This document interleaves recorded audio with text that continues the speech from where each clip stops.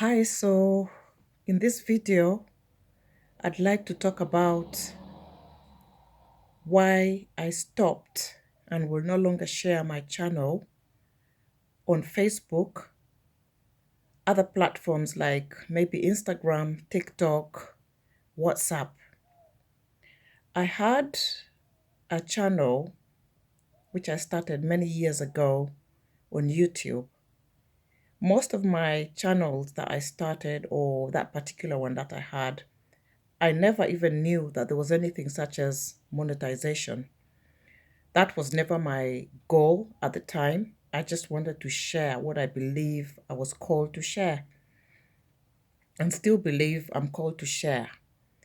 That channel, I shared mainly my faith in Christ. I also did do some topics on the same line as I am doing now, special needs, raising these children as a mother. They were much younger then. But let me just go straight to the point. Reason number one is because many of the people on your profiles, let's say on Facebook, may not necessarily resonate with what you are sharing. You're sharing as a mother who is raising special needs. You've got people from church, you've got friends, you've got relatives, and they may not really understand what it is that you're actually sharing about, not because they don't want to support you, but because they do not resonate.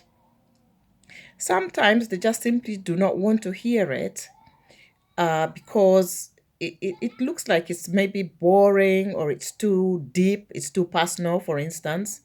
And so they think, oh, why is she sharing that? So you find that when you look at the analytics, when I was looking at the analytics, it's just all coming from Facebook. Many people were watching, and the trail coming from Facebook or from WhatsApp was there, all right.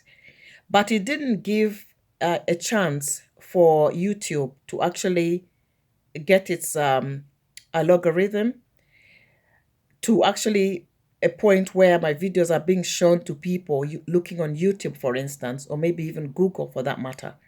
So I felt I was missing the right people who really are looking for this kind of the kind of videos that I wanted to actually bring to them, the kind of topics. So I believe I missed out, and my channel really suffered. Like many of the bloggers on YouTube are saying, why they stopped sharing and how their channel suffered. It's exactly the same thing. So I'm just going to echo the same. I'm going to, say I no longer. And in the first week of starting this channel, I got many more subscribers than I've ever done on my other channel in 1 week alone. It might not look like anything, but to me it's something. There's a growth, and that growth was relatively quick. Having said that, some of the subscribers came from a short video that I did. So again, I'd like to say that when you do your shorts on some of the topics which you focus on as well, so that you get the right subscribers. Subscribers are not necessarily the very key thing, but at the same time, my viewers are actually quite high. So not everybody is subscribing. They're watching, but right now they may not be subscribing. But I think that if the video reaches the right people, I believe that the subscribers will come. And so that's one of the reasons. The second reason is that when you go begging people to watch your channel and they come and they watch it, maybe they keep a link in their WhatsApp or Facebook. Very rarely do they may not even watch it for a long time. My viewers on this channel here are watching for longer now, which in comparison to the other channel there's quite a huge difference. There really is. And I feel like if the video reaches the right person, it will reach, they will subscribe, they will comment, they will like. Don't beg anybody to actually like or come and watch your videos. I made that mistake and I'm not going to make it again.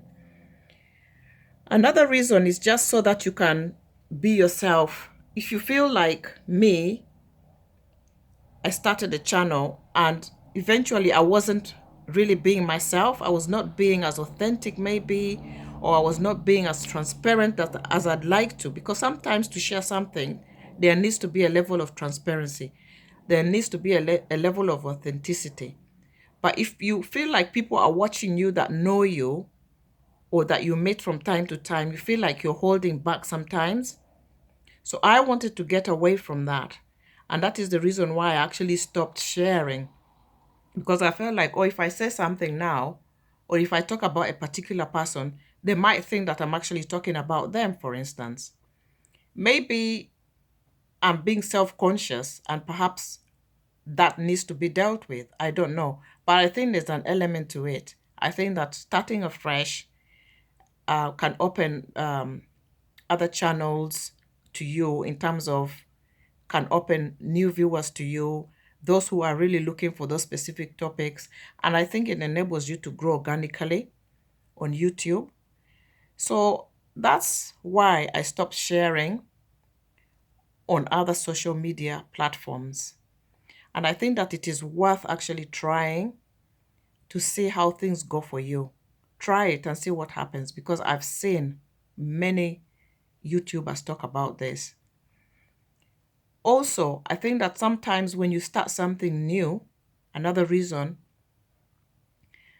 um, you're doing something which you feel is a calling for you. You feel like you're called to actually do something specific. You feel like you're called to speak about specific topics. You feel like you're called to encourage people. And so when you start, some other people might not understand why you're doing what you're doing.